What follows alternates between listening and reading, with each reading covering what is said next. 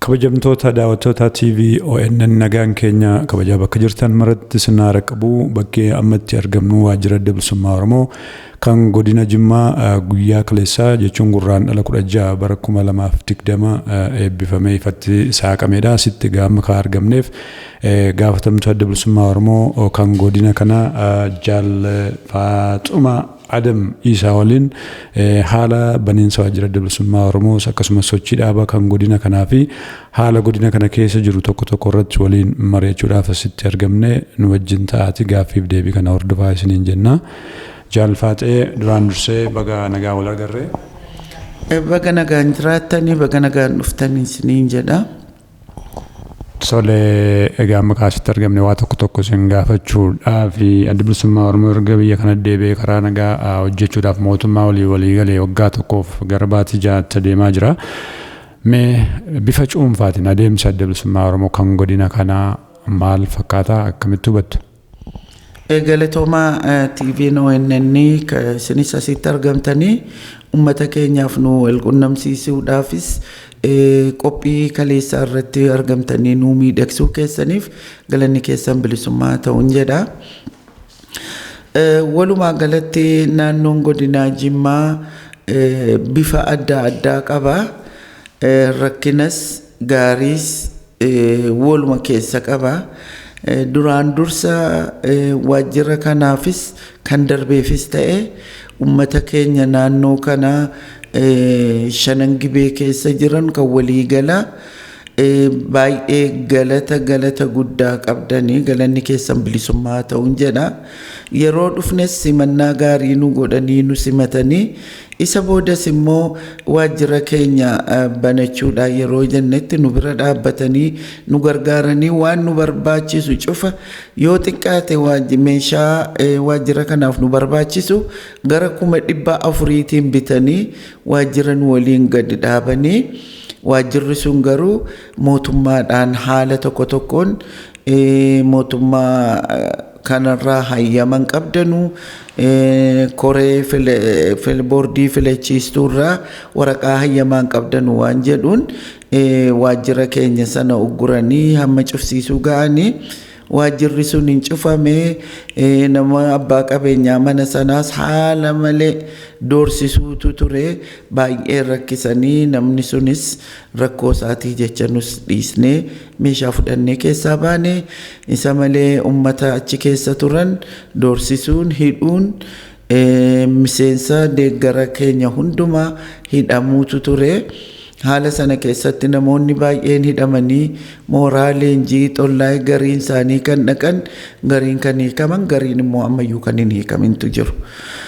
Haa ta'u malee isuma sana keessa darbee immoo haala amma immoo yeroo hayyama argannee yeroo boordii filannoorraa waraqaan dhufee waraqaa sana seera qabeessaan waraqaa sana geessinee ammas immoo lammataa yeroo waajjira keenya banachuu jennetti ammas irra deebinee uummanni keenya naannoo kana jiru magaalaa kana jiru rakkoo tokko malee mamii tokko malee ammallee horii isaa irra deebi'ee baasee nu gargaare waajjira kana ammallee nu wajjiniin gadhaabe.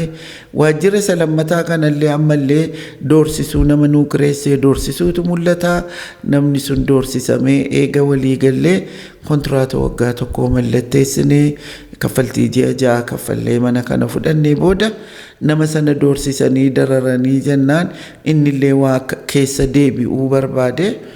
Garuu nuti seeraan waan kireeffannee jirruuf akkamitti ta'a jennee amma booddee tasgabbeessinee haalli kun hin darbaa nutis nama seeraan jiru jennee isaafillee hayyama keenya kenninee waraqaa kenninee akkasitti wal amansiisnee ammayyuu yeroo tokko sodaa qabaa. Haa ta'u malee waan seera kabajnee guunnee jirruuf namni sun xiqqoo tasgabbaa'ee fudhannee ayyaana keenya ayyaaneffanne jennee uummanni keenya nu bira dhaabbatee nu gargaaree ammas simannaa hoogganoota keenya dhufanuuf godhuudhaaf nu bira dhaabbatee dirree kubbaa islaa uummata keenya akka itti fedhee dirree kubbaa guddaatu jira isa gaafanne mootummaan nu hayyamuu hin dandeenye warri bulchiinsaa. Isa malee immoo hinumaayyuu dirree xiqqootu jira kan kubbaa kan itti leenjisamu isa sanas gaafannee nu hayyamuu hin dandeenye. Galmallee galma odaatu jira galma sanas argachuu hin dandeenye galma adda addaa akka hin kennamne godhame. Inni sun hundinuu waa baay'eetu ta'e waa baay'ee ta'e sana waan hedduu waa baay'ee nyaatan malee waa baay'een dubbatan afaanichaan akkuma haaluma sana keessa rakkoo sana keessa dabarree waajjira keenya keessatti gibbiin isaa ardaagni isaa waan bal'aa ta'eef asumatti uummata keenya keessummeessuudha murteeffannee galiin isaa galii biraa of keessaa hin qabu waan waajjira keenya eebbisiisuu ta'eef hin ta'a jennee asumatti goone rabbi immoo nu gargaaree uummata keenyas rabbis nu gargaaranii waajjirri keenya akka kaleessa argitan kana haala ho'aa dammaqinsa tasgabbaa'aa nageenya qabuun gammachuudhaan kaleessa ayyaaneffannee jedha.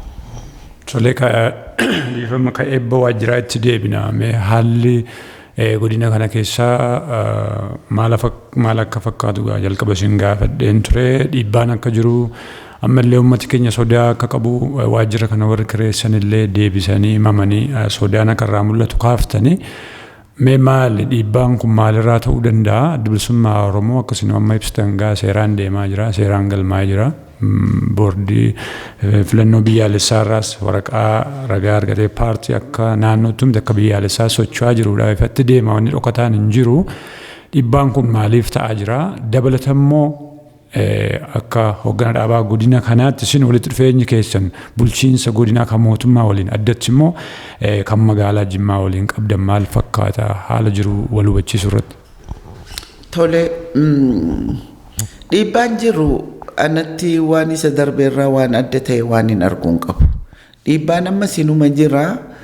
Dhiibbaan jirurraa kan ka'e akkuma sila jedhee galma kireeffachuun waajjira kireeffachuun miseensi deeggaraan keenya dhufuudhaa fi sodaa doorsisa akka jiru haddasiisuma sanatu jira wanti jijjiirame hin jiru. Garuu sana keessa uummanni keenya ijoolleen keenya barataan keenya qeerroon qarreen keenya ofirratti murteesseeti sumaanuu gariin isaanii ammayyuu kaleessa malee dheengadda halkan utuutumamanuu utuu karaatti doorsifamanuuti sana keessa cabsanii kan dhufan sun akkuma jirutti jira. Kaleessa amma yeroo waajjira kana eebbisiisuudhaa jenne aanaaleen hundinuu amma waajjira banachuudhaa qophaa'aa jirantu jiru. Aanaa sana keessaa namoonni hedduun fakkeenyaaf maannaa gommaan geembee aggaaroo warri dhufan gara baasii ja'aatu ugguramanii kellaarratti deebi'anii asuma asii dedoo shabee saqqaan sandaaboorraa warri dhufanus akkasuma ugguramaniiti kan deebi'an dhufuu hin dandeenye. Warri kaleessaa asitti argitan barattoonni illee mana barumsaa keessatti yuunivarsiitii keessatti akka hin baane ugguramanii akka kanarratti hin argamne godhamaniiti. Warra magaalaa keessa jiru warruma naannoo kana jirutu warra akka tokkotti immoo darbee dhufee waan kanarratti argama. Sun jira. Akka namaatti yoon waajjira bulchiinsaa dhaqee anaa fi bulchiinsi rakkoo tokko malee waliin haasofna. Akka nam tokkootti.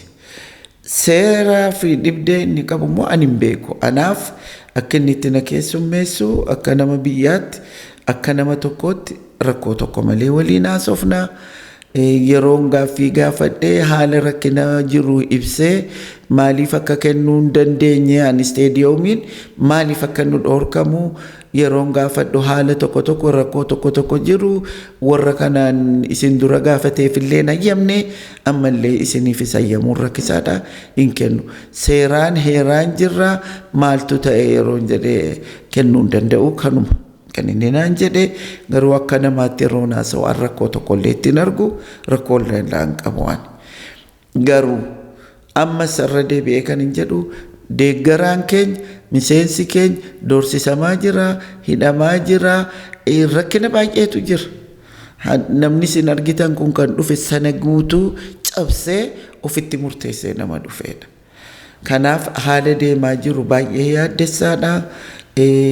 Nama sin gaddisiisaa akka nama tokkootti maal akka ta'aa jiru anillee kiliirli hin beeku tarii laata.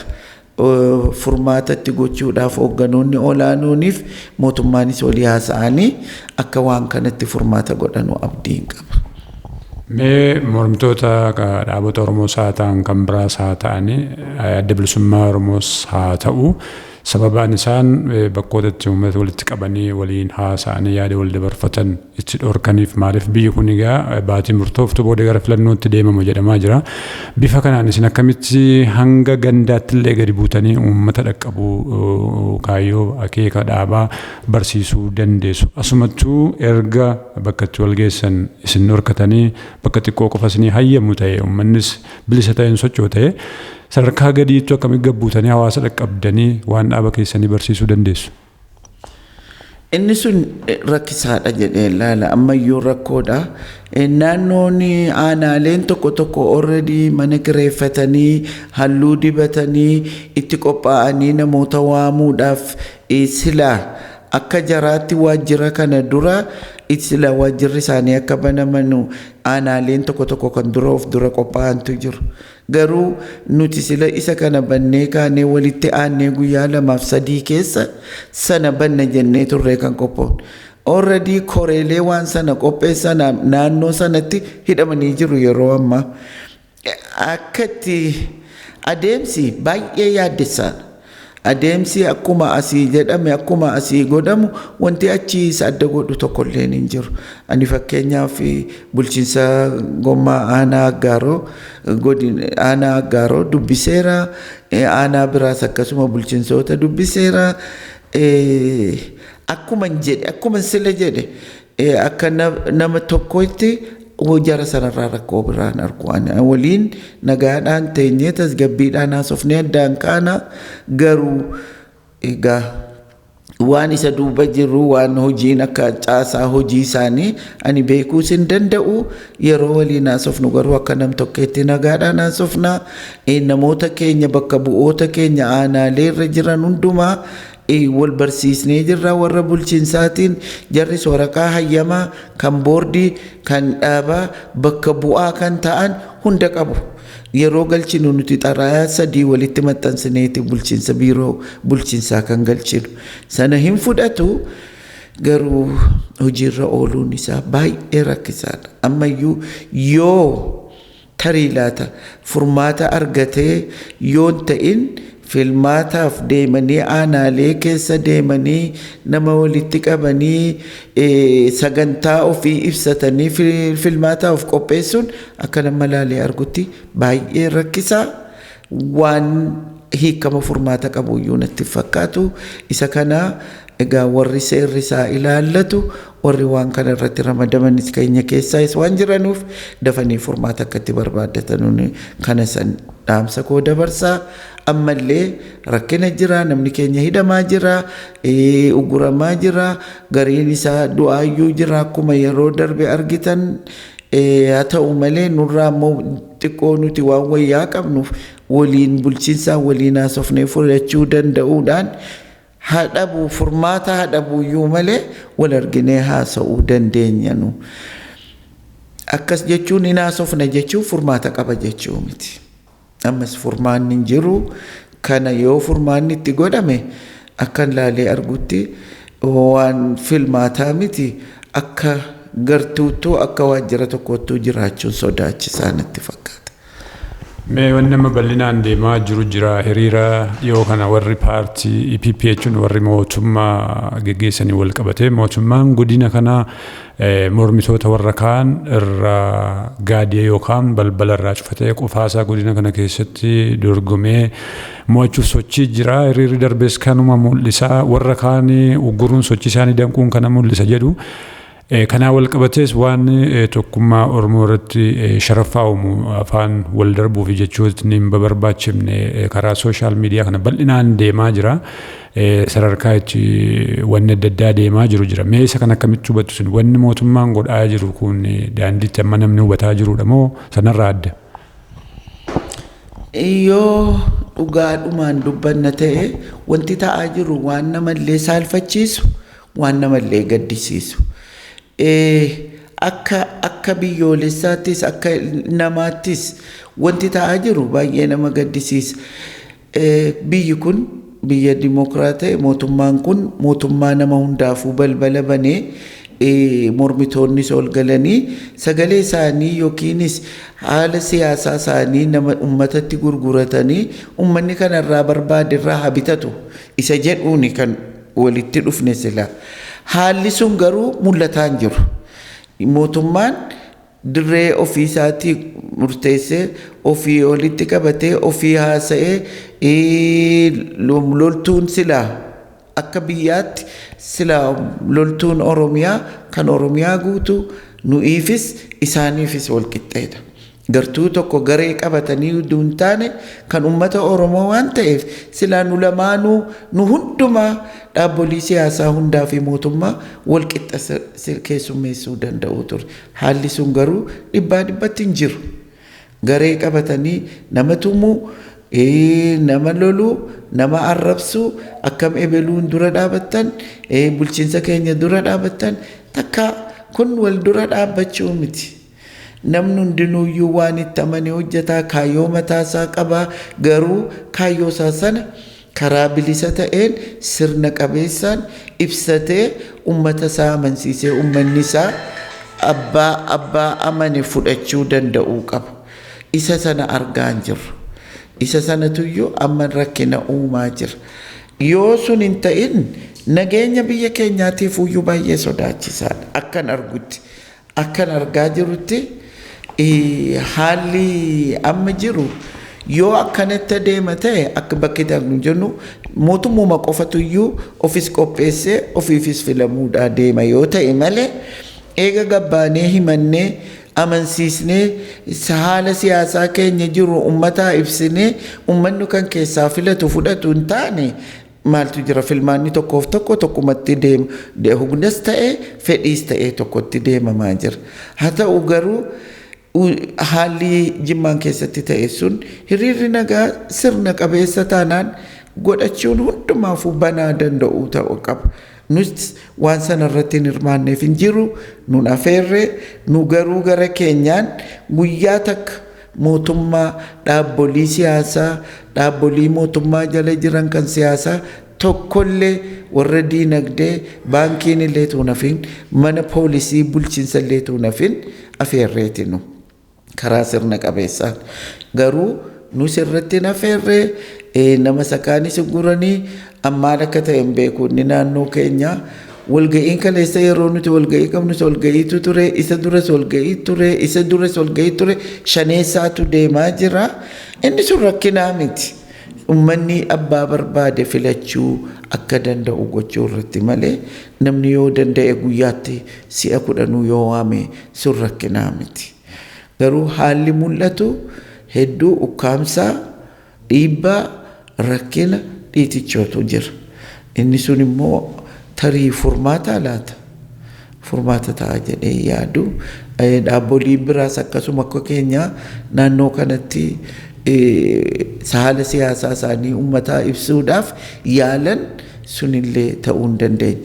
Waan miidiyaa ani hin jaallu waan miidiyaa irratti ta'u kuni ta'uu malee silaa tarii dhiibbaa irraa ta'ee laata. Haala jiru kana ibsachuu keessa ba'ee waan biraa keessa miira biraa keessa galee namni malee wanti miidiyaa silaa utuu danda'ame ilmaan Oromoo galii tokko qabnu saba tokkoof biyya tokkoof yaannu utuu gatteenyee haasofnee rakkoo keenyas furree rakkoo saba keenyaa furree natti mul'ata. Qilleensa irratti wal arrabsuun qilleensa irratti haasa'uun furmaata uummata keenyaa ta'a jedhee yaadu'an. Egaa godina kana keessa jirtu gam tokkoon mootummaan godina kana keessatti duula filannoo jalqabeera jedhamaa jira waan tokko mul'atu jira hawaasa keessatti maallaqa dhangalaasuun ni jira jedhama godina kana keessa jirtu odeessan dhabdan jedheen isin gaafadha hiriiruma darbellee irra guddaa isaa bifa adda addaatiin haalli amman xuxxu'ee keessatti hirmaachuudhaanii fi waan hedduutu haasama waan hiriira sana waan jettee miti waanuma dhaga'amurraati mee isin maal hubattan akka bakka bu'aa dhaabaa godina kanaatti? Isa dhugumaa waan qabatamaadhaan qabu garuu akkuma jettee nama haasa'amu yeroo tiishartiin kennamu gariin 500 fudhee jedha gariin 700 fudhee jedha inni sun egaa jetteedha malee namni qabatamaan harkaan qabatamaan argee hin jiru garuu jira dorgootu kaffalamaa namoonni baay'een akkasumatti himatu dorgootu kaffalamaa walga'iis yoo dhaqne hiriiras yoo dhaqne dorgootu jira jedhu inni sun ummanni Oromoo hundinuu ba'ee tarii ragaa ta'a laata ani garuu qabatamaan waan argeen qabu inni sun jira ummanninis jedhaa jira warri ummataa waliin jirus jedhaa jiran fakkeenya ijoollee qeerroo magaalaa kana jiran warra barreen gaddaa wajjin jirrutu jira. Beektu waan isin dhibu magaalaa Bishiishee jedhamtu tas jira magaalaa sana keessatti ijoolleen sun yeroo ammaa namni lafa suuqii tokkichi 3-4-5 hin qabne jira inni kaan immoo ala bulaa jira. Inni gareen immoo ijoolleen qeerroo biraa immoo kan sila deeggarsa dhaaba kanaa deeggarsa dhaaba KFO qaban gariin isaanii mana hin qabanu dhokatanii jiraatu cubbamaa ta'anii kanatu mul'ata kun waan lafarra jiru eenyu haaluu hin danda'u inni kaan immoo akkuma isin argitanu gargaarsaan dorgoodhaan sodaadhaan doorsisoodhaan waan qabamee jiruu fi sun dhokataa miti maal yoo nudhi hin jennellee haasofnellee ummanni abbootiin amantaa manguddoonni hundinuu waan argaa jiran guyyaa tokko yoo Rabbi jedhe warra ragaa ba'uu danda'uudha kun akkasitti jira ani garuu akka namaatti gadi ba'ees hedduu naanna'ees waan kana ni argeen jiru namoonni naannoo keenya dhufan inuma jedhu isa sana iyyuu ani fudhachuun barbaadu silumaafuyyuu namni jabaan kaayyoo horiidhaan gurguratu isarrayyuu immoo darbanii namoonni dhufan jiru haalli filmaataa ammas dinagdeenis haa ta'u uleenis haa ta'u sodaachisoonis haa ta'u baay'ee yaaddessaadha. Mee gidduu isin nabadiifama hiriira dheengaddaa kana biratti hin deebi'a hiriira yeroo darbe ta'e wal qabsiisanii wanni amma deemaa jiru godinni kun akka deeggaraa mootummaa ta'etti warri fudhatanii ibsaa jiranis ni jiru haala kana keessatti isin mo'uudhaaf abdii maalii qabdu godina kana keessatti sochii siyaasaa geggeessuudhaaf moo akka biraatti ibsitu isin moo warri akkasitti hubatan sun dogoggora jettu?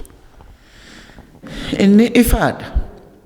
Namni gabba'ee dhufee dhaga'ee haala jirutti murteeffachuu hin danda'u taanaan filatee hin filanne filatamee sagaleen isaa akka ta'u isa baay'ee rakkisaadha inni achi geenye ilaalla isa sanaaf haa ta'u garuu haalli ukkaanfamaa kanaan eessatti adeemu deeggara isa sana hin deeggaru jechuun danda'u ani ummanni ba'eera ba'eera.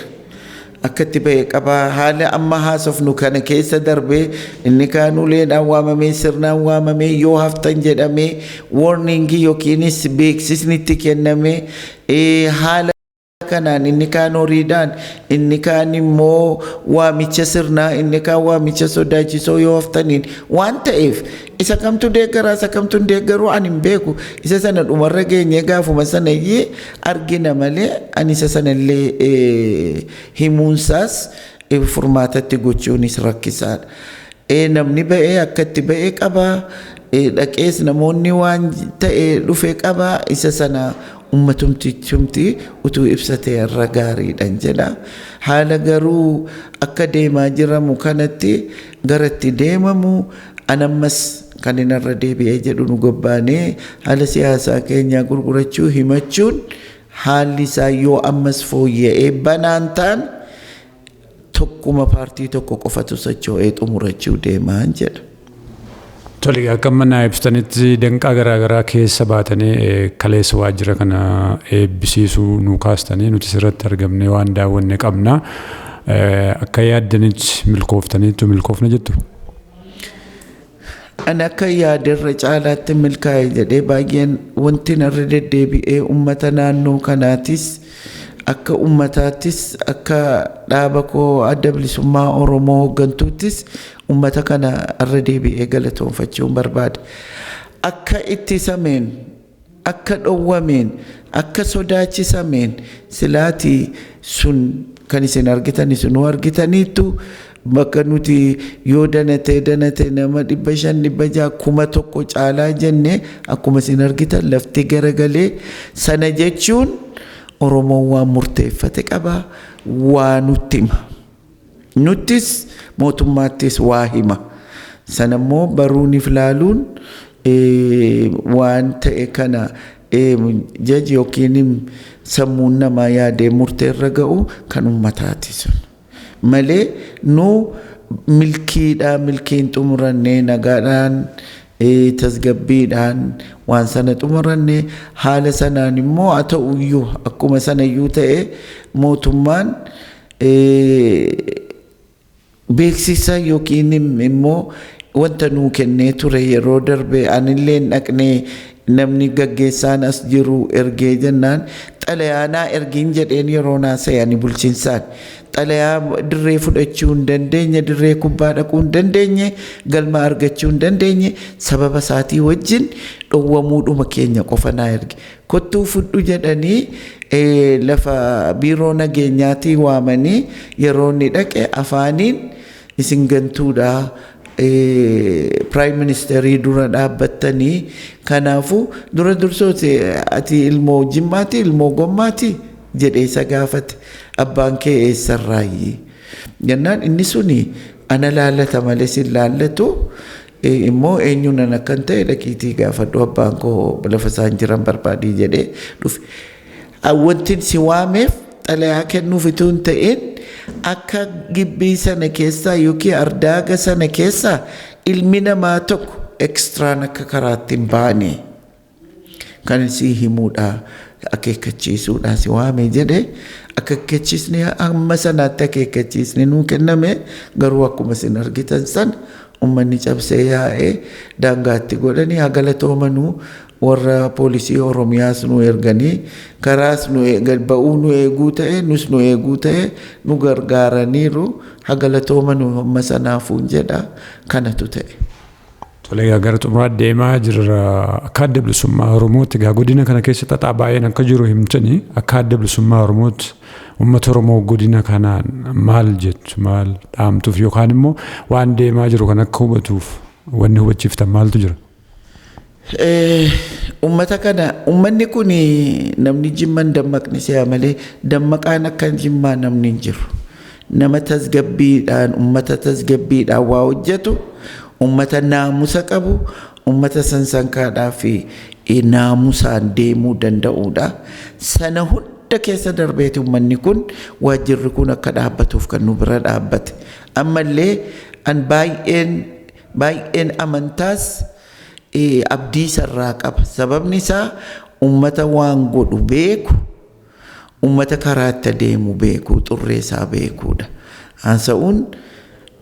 haasa'uu dhabuun waan biraati hidhamuun ajjeesamuun dararamuun sana keessa darbee sana keessa ittisa sana hunda doorsisa sana keessa darbee kaleessa hundi sun asitti argame manguddoon dargaggoon dubartiin dhiirri asitti argamuu jechuun sun dhaamsa qaba kanaafuu ummata keenyaan ummata jimmaatiin ummata shanangibeetiin galatoomaa ulfaadhaa silaafuuyyuu wanti hojjetamu harka keessan afaan keessan irra jira ammallee itti jabaadhaa yoo tokkoomne akkuma jirbiin fo'amteef arba hiitu tokko taana yookaan immoo akkuma garatti deemnu isinuu beektu ulfaadhaa galatoomaa akka adda bilisummaa Oromoottis akka ummata Oromoo akka haadhaa akka dubartii tokkotti baay'ee galatoomaa ulfaadhaa galanni keessan bilisummaa ta'uun jedha.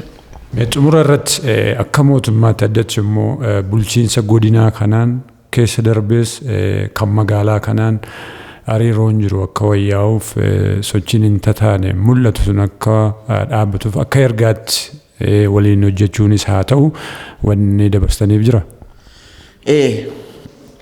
Yeroo jalqaba darbe irraa dhufee warri bulchiinsaa kun isuma dhugumaa akka gaariitti na simatanii waliinis haasa'aa manguddoota biyyaatiif dargaggoof qeerroof qarree fudhannee dhaqnee waliin haasa'aa akka furmaata irra geenyu ture abdiinis fuula dura lafarrattis kan mul'achaa ture. Eega sana asii jijjiirame maal takka ta'e hin beeku.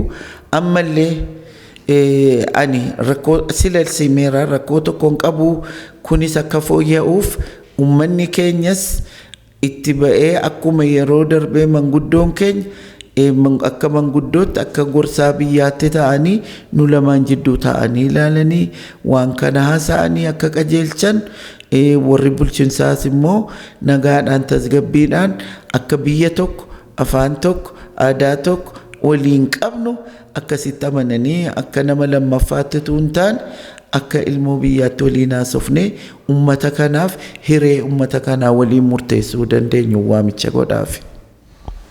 Tole jaalle Faaxumaa Adam Isaa bakka buutuu yookaan immoo gaafatamtuu godina Jimmaa kan adda bilisummaa Oromoo dhimmoota yeroo irratti banamuu waajjira adda bilisummaa Oromoo kan godinaa kanaa wal qabsiifnee gaaffilee isin gaafanne kanumaan xumurree jirra.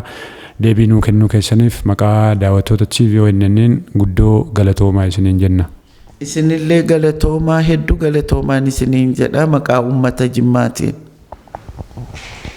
Tole kabajamtoota daawwattoota TV ONN as godina Jimmaa magaalaa Jimmaatti argamne haala baniinsa waajjira adda bilisummaa Oromoo kan godinaa kanaa guyyaa kaleessaa raawwateen wal qabsiisuudhaan gaaffilee adda addaa bakka buutuu yookaan immoo gaafatamtuu adda bilisummaa Oromoo kan godina Jimmaa Jaal Faatsee waliin mariin gaggeessinee kanumaan raawwatee jira. Isinis nu wajjin taatanii adeemsa marii kana waan hordoftaniif guddoo galatoomaa isiniin jenna. Horaa bulaa.